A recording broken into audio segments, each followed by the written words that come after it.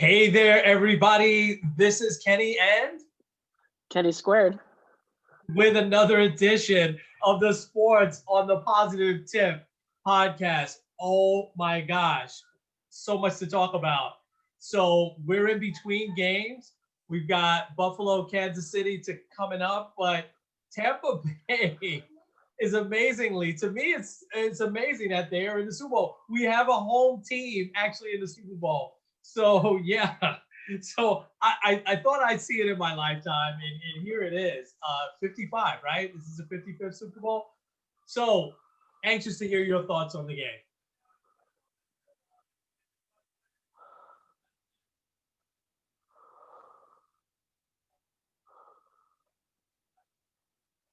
Anxious to hear your thoughts on the game.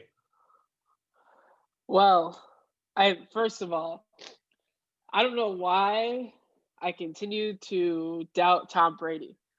Um, I had said I think the Packers will win. They seem like the better team. Just Tom Brady is just so much better, and usually his normal path is beat up on the AFC East, get a couple home playoff games, and nice easy ride. This time he's won 3 straight playoff games on the road. Very Amazing. hard to do. Yeah. Beat both Breeze and Aaron Rodgers, arguably 2 of the top 10 quarterbacks of all time, all while he's 43 years old. I do think, though, 2 things kind of stick out to me. One, we were talking about it before, not going for it on 4th and goal, especially with that little time left, to me just didn't make any sense. Yeah. Um, but then also the play before, where it's 3rd and goal, he rolled up towards the line of scrimmage. I didn't know why he didn't just rush it to the right. Like Aaron Rodgers isn't like the fastest guy, but he can scramble pretty well. I think even if he didn't score the touchdown, he would have at least gotten to like the 1 or 2. Which at that point, you just either you try to punch it in or you miss, and they have it like back at their own 1 yard line. So I don't know. Seemed a little odd there, but Yeah, I agree. It was a head scratcher to me. I'll be anxious to see what the coach says, LaFleur, when he says why he went for the field goal and not went on 4th down. I had that was a head scratcher. I mean, those 3 points didn't mean anything. And you're right, Rogers. It's almost like he froze up there because Adams was totally covered. I mean, there were 2 guys on him. He had a much better chance at running. He's always been a really good scrambler. The one other thing though, I wasn't crazy about that pass interference call, which really sealed it. And I'll say why. I think they were calling it loose all game long. They really didn't call that. And the announcers, Aikman said that he felt like that cost him a step, that he probably would have caught it. I didn't see it that way. It just seemed like it was such a. I mean, if they had been calling it like that all game long, I would have been like, okay, they got to call the penalty there. But they were letting them play for the most part. It was a fast yeah. game, you know. But listen, let's face it. This guy is the best quarterback of all time now. I don't think there's any debate. I mean, you could bring up Peyton No. Manning or anybody that you want. And I think this is probably what he wanted when he signed with Tampa, to prove that he could do it without Belichick. And it's just absolutely incredible. I can't overstate how incredible this is. Without a training camp, and now this is a really good team. I mean, they got him some pieces, but I can't overstate what a great achievement this is. What do you think? So what were your thoughts on that again?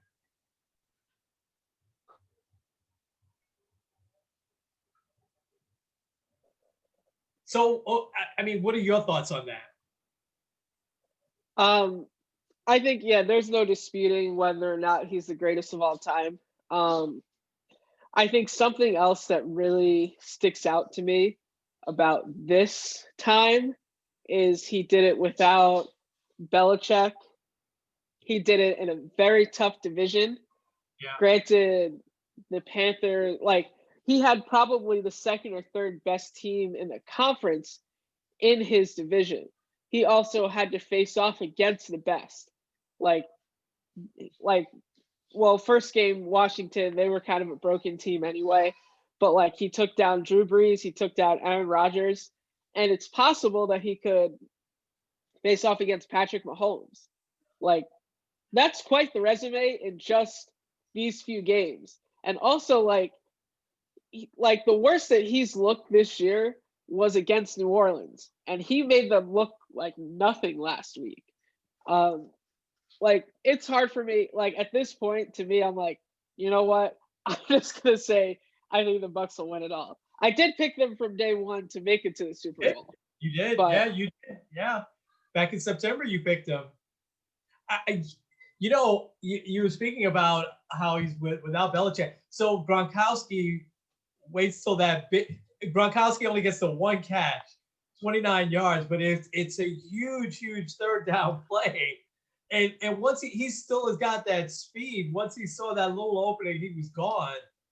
It's just it's amazing. And one other key I thought was them scoring that touchdown right before the half. I mean, yeah, Miller, he got behind. I'm sure there was another play where the quarterback is expecting some help there. You would think the last thing is that with just a few seconds left in the half that they would get a touchdown there. That was just an incredible play. yeah, that one was very interesting because like, what was it, 40 seconds or so, and they call a timeout. Both me and Nate are like, why are they calling a timeout there? It just doesn't Yeah. make any sense. And then Well, all of a sudden, like, yeah, boom. they brought the punting team on, remember? And then I Yeah, guess somebody said something. So wait a second, why are we punting?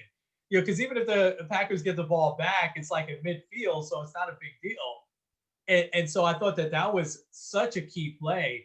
I mean, but the Packers did come out really well in the second half. But it's a great game. It's just a tremendous accomplishment, and it's great to see a home team in the Super Bowl. It's amazing. It really is.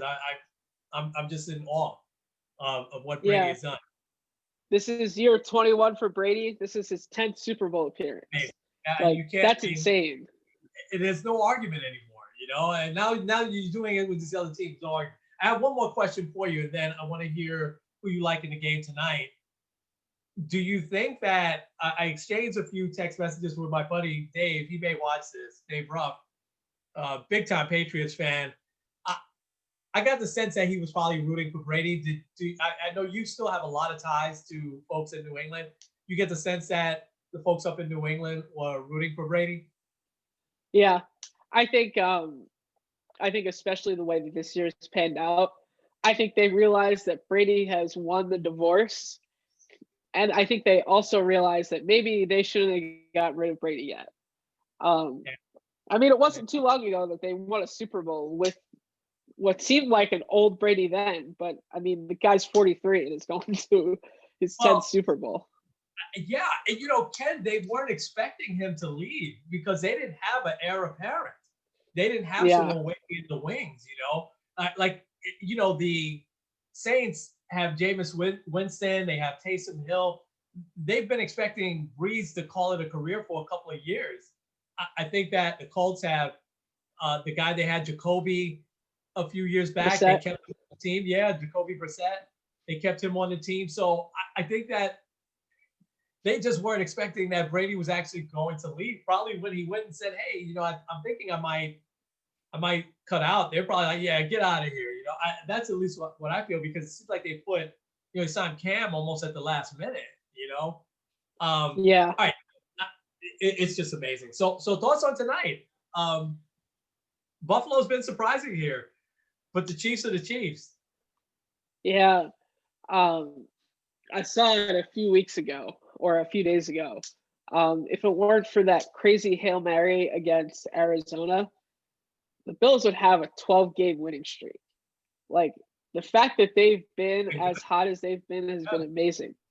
Yeah. But part of me is kind of like having this Brady mindset of like, man, I don't know if I can vote against them. But also the Bills kind of seem like one of those teams that are like on that special run. Like I'm rooting hard for the Bills for a few reasons. first, like going up to Elam and being around a lot of Bills fans, like Yeah. seeing what they go through. It's very similar to the Browns, except like the Bills have actually been to the Super Bowl and have been disappointed 4 years straight. So I would love to see them back in it. Also, one of the things that I really loved, I wish it got more attention than it did, when Lamar Jackson went down with a concussion. Bills fans rallied and raised over $100,000 towards, I don't think it was Lamar Jackson's charity, but it's one that he's heavily involved in. I thought Yeah. that was a great and stand up move for them.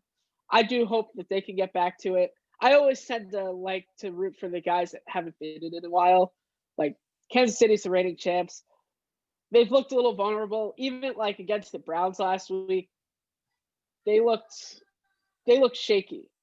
Um, but also sometimes the NFL is kind of like that step league where you kind of have to take like the next step before you can actually get to the Super Bowl. I don't know. I'm still gonna say Bills, but I wouldn't be surprised if the Chiefs won. Okay. All right. I love everything you just said about Buffalo. I totally agree with them, and those are great people up there. That was really really nice for them to do. But I can't. Mahomes. I tell you, he's a generational player. I can't go against him. I think that as long as he's healthy, which I think he should be, I just think that he's the deciding factor. Like if he wasn't playing tonight, there's no way I would say Buffalo would probably win. But it's just hard to have an answer for him. Yeah. And Aaron Rodgers is a first ballot Hall of Famer. But if that had been Mahomes on that play that you were talking about, there's no way you would have kept Mahomes out of the end zone. There's no way. So I'm gonna say Chiefs, which to me would be a phenomenal matchup. Be a good matchup anyway if it's Buffalo and Tampa Bay, but Kansas City, Tampa Bay, I'm loving that. Last thing I'll say real quick is that most of those 22,000 that's going to be allowed in the Super Bowl. I know you mentioned this last week that there's a lot of workers that are going to be in there, which is great. Essential workers. I think that's a phenomenal thing. But a lot of folks aren't traveling there, so those are going to be mostly Tampa residents. There's going to be so really a true home field advantage. So exciting stuff. All right, we'll talk more football. We'll talk some basketball, I guess, next week. So we had one other topic this week, and that was the death of Hank Aaron. I should mention also Don Sutton, who in my time was a phenomenal pitcher, very consistent over the years. He didn't get into the Hall of Fame on his first ballot. It took him a little bit to get it because he was one of the first people I heard people say he was a compiler because he pitched for a long time. He never got hurt. I mean, he always, pitched. And most of that time was for the Dodgers, and it was in big games, and because the Dodgers were a good team back then. And so he was another Hall of Famer who passed away. And a lot of people know him from your generation would know him as the voice of the Braves. I didn't realize 29 years he was broadcaster for the Braves. And I like that he's one of those ex-players who did play-by-play, so I kind of like that. But of course, it got overshadowed with the death of Hank Aaron. And so you've heard me talk about him before. I'm gonna go through some stats. I really want to hear your thoughts as well, because I know you've become a historian, even though you never saw Hank Aaron play. But I think his stats are second place as to what he did in that 73-74 season when he was chasing Babe Ruth. It's almost like the stats take a backseat, to that. And so the bravery that he showed. I mean, so I'm going to do a podcast probably tomorrow on the godly lessons of Hank Aaron. I think just the class, the dignity, the way he treated other people, the tenacity, the way he went about his job, the focus, and just the consistency. I think God wants us as Christians to be really consistent every single day. And so I think that to me was his great qualities. But let me throw a couple of things at you.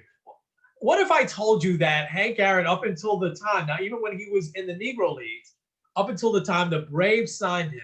I think the Braves paid $50,000 for the rights to him. And he batted cross-handed until he got to the minor leagues. Would you believe it? He Wow. batted cross-handed. Yeah. So that they say that, and it was the Braves who changed that around. They said, hey, you're going to break your wrist. But that apparently he did that from his childhood up until his very early 20s there. But apparently that built up the wrist strength that he was famous for. Because he wasn't a big guy, right? He was Wow. just about under 6 feet. He never weighed more than 180 pounds. He wasn't a big guy, but yet 755 home runs. That's just amazing. So he still has the most RBIs in Major League history. There was some thought that A-Rod would probably catch him, but he didn't. He has just under 2,300 RBIs. He still leads the majors in total bases. Ricky Henderson started to creep up on him, but he didn't catch him. So let me throw some stats at you, and I want to hear your comments, right? So 1957 was really where things started for him because he hit a walk-off home run to put the Braves in the World Series on the last day of the season, which I thought was amazing, right? And that year, he also won the MVP. So in 1957, he had 44 homers. He knocked in 132 RBIs. He batted 322. Wow. And the Braves beat your Yankees in the World Series in 57, 7-game series. He was a great postseason player. So he only got in the postseason 3 times. But in that 57 World Series, he got 11 in a 7-game series. He had 11 hits, 3 homers, 7 RBIs. He batted 393. Wow. So when the lights came on, he was ready. 1958, another great year. He batted 355. He led the league in batting that year at 355, 39 homers, 123 RBIs. They went to the World Series again, but they lost in 7 games to the White Sox. That World Series, he had 9 hits. He didn't have a home run. He had 2 RBIs. He batted 333. The consistency, Kenny, just continued through the 60s. 1962, 45, 128, batted 323. 1963, 44, 130, 319.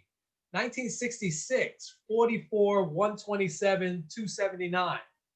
1969, I'll expand on 69 in a second, because now he's starting to get up in age a little bit, but he still hits 44 homers, knocks in 97 runs and RBIs, and he batted 300. So that was when the Braves were in the Western Division. They win the Western Division that year, so he gets back to the postseason against my Mets. They get swept by the Mets, right? But in just those 3 games, Hank Aaron had 5 hits, 3 home runs, 7 RBIs, and he batted 357. Wow. He carried the Braves on his back. The Braves had a prolific offense then, but yet everybody went cold at the same time except Hank Aaron. And so that's his last run at the postseason. Again, up there in age, but 1971, he hits 47 more home runs, knocks in 118 RBIs, bats 327. Now, 1970, it's unbelievable. Now, 1973 is his last great year. He hits 40 homers, 96 RBIs. He bats 301. And that's where he starts to get the hate mail because he starts to, catch up to Babe Ruth. And he never threw the letters out. He had literally thousands of letters. He still had them in his attic. And he was always asked why he never threw them out. And he said it was just a reminder. It was like, it would be like throwing out Holocaust history books for Jewish people. He said for him, it was a reminder. But there was a part of him, I think, that was bitter. I don't think he ever lost his temper. He lost his temper that season with a reporter who wrote something derogatory about his wife. And they caught it on video. He threw he was eating strawberries and whipped cream, and he smashed the strawberries and whipped cream in a writer's face. The same writer who said that his wife was like too bossy or something like that. But anyway, So now I got part of the story wrong in the past, so I want to make sure I get it right. So as it started to get down towards the last few weeks of the season, NBC and other channels would interrupt. You'd see a special bulletin come across when he hit a home run. Because again, these games weren't televised except in Atlanta, except for the game of the week. So the last weekend, they're playing the Astros, but it is in Atlanta. It's not in Houston. So on that Saturday night, I'm watching TV, a bulletin comes across. He just hit his 40th home run of the season and home run number 713. So he plays the next day in Atlanta. I thought that it was in Houston and they sat him down, but I was remembering that wrong. He plays the next day in Atlanta, and he doesn't get a hit. So he finishes the season with 713 home runs. He has to wait now for the whole offseason. This whole offseason, he's getting hate mail. He's getting death threats. He's getting everything this whole offseason. So finally, first at bat, they're opening up 4-game series in Cincinnati. His first at bat, the first inning off Jack Billingham, first swing, he hits a home run, 714. And it's always great when you see the video and you see Johnny Bench and some of the other Reds congratulating him. The Braves just mobbed him. Now, Ted Turner was the owner of the Braves at the time. He wanted Hank Aaron to break the record at home. And so he was going to sit him down, but the commissioner mandated that he had to play at least 2 games out of this 4-game series. So they sit him down that Saturday. And I remember how disappointed I was because the Saturday was the game of the week and it was nationally televised, Braves and Reds, but he sat on the bench the whole game. And then that Sunday, because Turner was told he had to play him, he played it. But Hank Aaron doesn't swing. I think he walks twice and he strikes out twice. He doesn't even take a swing because he wants to break the record in Atlanta as well. And so anyway, it's Monday night, opening night in Atlanta. First time he's up. It's nationally televised. First time he's up, he draws a walk, and then his second time up in the 4th inning, he hits the home run. And you see the Dodgers. It's against Al Downing. It's against the Dodgers. You see the Dodgers, Davey Lopes, Bill Russell. They're congratulating him as he goes around the bases. But then 2 guys come running out on the field. I don't know what kind of security they had, and he thought that those guys were there to kill him, but he was very relieved when they tried to just putting out their hand to shake his hand, But how he did it was just, to me, I mean, under all that pressure, and for over a year, him getting these death threats and hate mail, for him to focus and the way he carried himself with such dignity, never saying, hey, I'm not going to play today, never cursing out people. That was his one slip up when he throws the thing in the guy's face. And he never said a bad word about the commissioner, Bowie Kuhn. But Bowie Kuhn was the one who mandated, hey, for the betterment of baseball, he has to play at least 2 games in Cincinnati. But Bowie Kuhn also wasn't in the stands that night for his historic 715th home run. He said he had another in Cleveland. He said he had a speaking engagement that he couldn't miss in Cleveland. No one knew what it was. Like, they couldn't verify what it was. But it was just weird because it was almost like Bowie Kuhn maybe didn't want him to break, Babe Ruth's record either. And Babe Ruth was iconic figure. Years and years and years he held the record.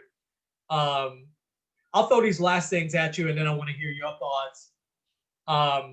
He played in 25 All-Star games. So the only All-Star games that he didn't play in was his first year and his last year. And his last year, that was a travesty because, baseball's gotten better at that now. Where they'll bring the veteran players in that are at whether they make the team, the starting team or not. They didn't do it back then. He didn't have a good last year. He was definitely past his prime. But I mean, he holds almost every All-Star game record because of what he did. He won the batting title. You don't hear this much from sluggers. He won the batting title twice in his career. I forgot the other year, but obviously 59 was one year when he hit 355 or 58. Actually, it was 59 that he won the batting title, hitting 358. He also won the Gold Glove 3 times. And in the National League, for first part of his career, you had Willie Mays, Roberto Clemente, Frank Robinson. You had these great. He won the Gold Glove 3 times, and that's not anything to sneeze at because you had Willie Mays winning it every year. Roberto Clemente was his counterpart, kind of in right field, and you had Frank Robinson in the National League for a good part of his career. You had Kurt Flood. You had great fielders in the National League all those years. So, Kenny, I said this to you. My dad was my hero, so I didn't really have heroes. He's as close as it came. And I mean, the way that he walked through it, goosebumps, when my friend Michael Peters ran up to the park and told us he had just hit 713 that Thursday afternoon. We're up playing baseball after school. And it was just amazing. It was an amazing moment watching it on TV that Monday night when he broke the record. I just think the guy was just unbelievable. There's so many godly lessons that you get from him also. What were some of your thoughts, as I know you've read and I'm sure you've watched a lot of video? What were some of your thoughts on Hank Aaron? Well, a few things that stick out. I think first of all, when you were talking about how, like, despite all the hate mail, despite all of the challenges, like, he really encompassed that verse in James where it says that everyone should be quick to listen, slow to speak, and slow to get angry. So often we do the opposite. And like, I think that he did a great job of reserving himself despite all the challenges around him.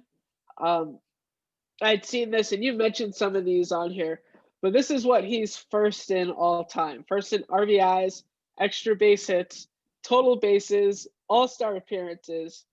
He's second in home runs, third in hits, and tied for fourth in runs scored. Like, that's amazing. Honestly, I don't think we'll ever see anyone like that. Yeah. And I think, like, you look at a guy that was so consistent. Like, I was just looking at his stats. He only led the league in home runs 4 times over his career, and had over 30 home runs 15 times. Like, that just shows the type of consistency, the type of reliability. And I do hope that, like, I think just as like a God connection, that we can be those type of people that are consistent. Like, so often you look at people that are very like up and down. They're very like hot and cold for Jesus. They're in church doing everything for like a couple of months, and then you don't see them for a year. Like, there's something to be said about being strong and consistent at the same time. And I think Hank Aaron really like completely encompassed that. Because even in just those, if he had 30 home runs over 15 years, just that alone is 450 home runs. Obviously, he had several seasons with 40. He never hit over 50 home runs. Right. However, you see some guys like nowadays, they'll hit 50, 53, like Jose Batista. He hit 53 in 1 year, and then all of a sudden, like, completely is dropped off the face of the earth. Yeah. So there's something to be said about consistency. There's something to be said about someone that you can rely on. Obviously, the person you can rely on the most is Jesus, but it's good to be that person that's reliable. That guy, like, looking at those postseason stats, like Derek Jeter was kind of the same way. Not as good, like, home run wise, but like, you knew he was batting 300 in the playoffs, and that's not something to sneeze at. So yeah, it is really sad that we lost Hank Aaron. That's for sure. Yeah, a life well lived, I think. And I'm glad you gave me that verse in James, because I'll do a podcast around that tomorrow, because that embodied him. He definitely was very slow to anger, and I love the parallel that you made with how you could be dependent on and be consistent in church, because I'm sure the managers over the years for the Braves, they would just write his name in the lineup every day and knew that he was going to play. I mean, he rarely got hurt. When I looked up and down his stats, he really didn't have an off season until you could tell when, in 74 and then 75, were probably his only 2 off seasons when he was definitely past his prime. But I mean, every year, I think the highest home runs was in 1971, which was towards the end of his career. He had 47. And here's the last thing I'll say, and then we can wrap up. He also did this, he came full circle. It was Martin Luther King's birthday this past week, and we're coming up on Black History Month. And it's important to point out, when he first started and was playing in the Negro Leagues, that even that time in the 50s, he couldn't dress with his teammates. He had to eat at different restaurants. He couldn't stay in the same hotels when he was first in the minor leagues with the Braves. Then he came up, obviously the Braves were in Milwaukee then, and he played a lot of years in Milwaukee. Milwaukee was much more progressive than the South at the time. No knock on the South. It's just how it was. And so he gets used to a normal life, but 1966 is when the Braves decide to move to Atlanta. And he had a lot of trepidation about that because he's like, now I'm going back to the South. But the South had transformed a lot in those years, especially Atlanta. Atlanta had kind of become a symbol of the new South. And so the things that he wouldn't have been able to do back when he first came up in the early 50s, when he went back to Atlanta in 66, he was able to do. Was there still discrimination? Was there still prejudice? Well, it was 1973 that he got all those letters, so obviously there was still hatred and discrimination there. But he was amazed at the transformation of the South because, again, there were no Florida Marlins, there were no Atlanta Braves. There really weren't any teams in the South that gave him a gauge. He had no reason to go back there in his days with the Milwaukee Braves. And so that was an important revelation for him. And even up until I think it was only 17 days ago, he was on television in Atlanta getting his COVID shot, and saying, hey, he wants everybody to get his COVID shot. He became quite a symbol down there after his career was over. He stayed with the Braves a long time as an executive, probably did a lot of PR work and stuff like that. But he was very comfortable. He grew up in the South, but he was really, really comfortable with staying in that Atlanta area, how it had transformed. And he had loved. I mean, obviously Atlanta over the years was the first major city with a black mayor. They have a black mayor there now. I mean, he really was a big fan. I don't want to say fan, but he was a big believer of what they call the New South. And I think that was a big part of his legacy. Yeah. Yeah. Yeah. And yeah. I'd seen something too that both the Atlanta Falcons and I don't know the name of the soccer team, they're both retiring number 44 for next season in honor of the passing of Hank Aaron. So that shows the impact that he had too. Yeah. It's crazy how we're losing all these icons, but I think I'm at a point in my life where I kind of expect it. Willie Mays, I think, turns 90 in another month or something like that. It's just amazing, how, but Aaron was in seemingly good health, just passed away in his sleep, so anyway. All right, so big game tonight. We're going to go watch it, have a little fun with that. We'll talk about the Super Bowl next week and a few other things. Why don't you take us home, Kenny? All right. Well, this is Kenny Squared On. Kenny? With sports on the positive tip.